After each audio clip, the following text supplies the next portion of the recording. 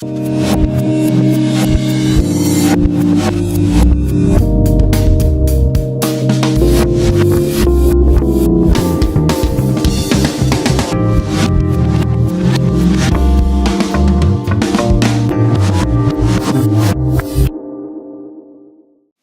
everybody, welcome back to Movie Reviews. Today I'm looking at Naked Lunch from 1991, directed by David Cronenberg. Like with the series, it's going to take some weird turns. This is actually probably one of the weirdest films, or sort of surrealist films I've ever seen. Knowing David Cronenberg's work, it is quite surreal, a little bit surreal now and again. I mean, stuff like Shivers, Rabid, and the remake of the Fly and Scanners. It's quite an interesting type of filmography he's got. Well, of his own stuff. But with Naked Lunch, it is quite oddly paced out. It's based on the William Burroughs book. This is, and also William Burroughs is one of the writers from the Beat Generation, and it's to do with a pest exterminator who basically gets addicted to his own type of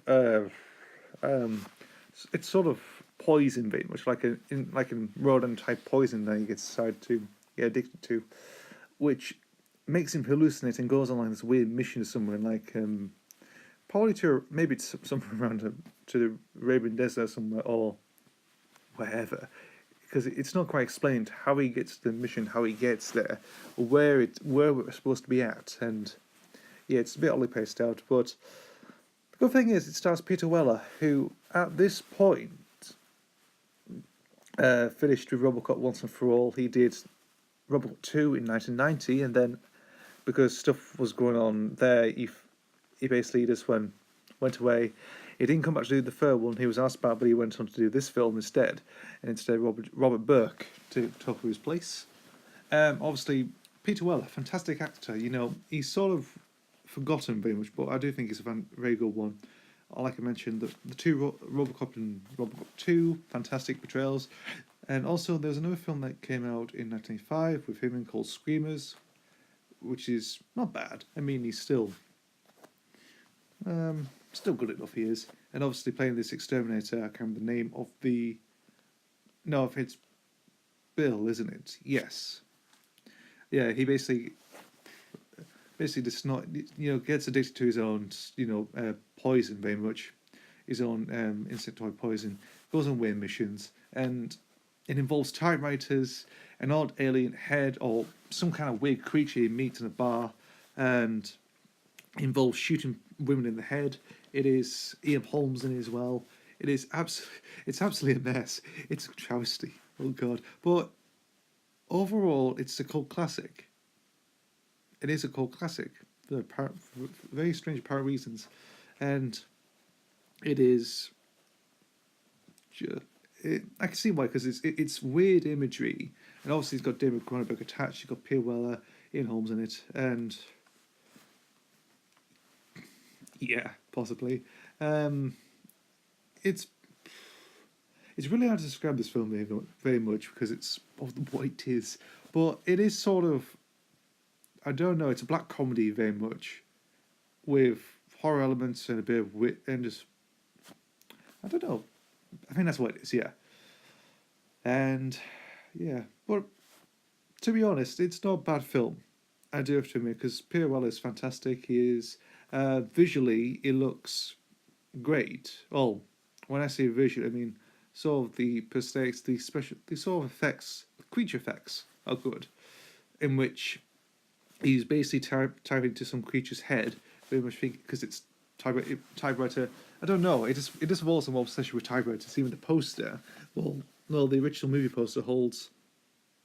He's blocking out his face. He's holding a typewriter up to his face, and so it involves that really. I think like typing down, sorting the mission out, and another thing is, and this sort of involves shooting women in the head.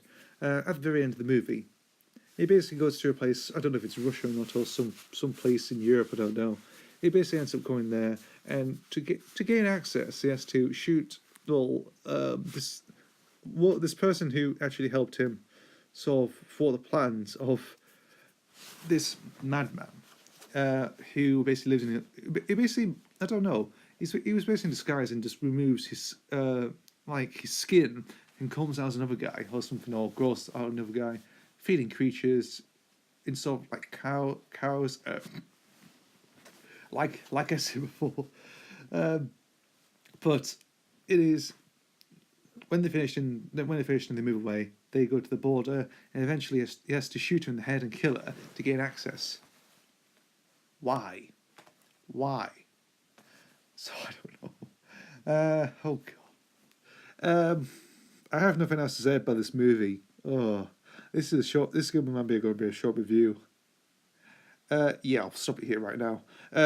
Naked Lunch, Night from 1981, directed by David Cronenberg, which is an adaptation of the William Burroughs novel, which doesn't. Well, to be honest, it doesn't actually adapt it very nicely or well. It's not very adaptation. It's sort of a loose adaptation of a novel by William Burroughs.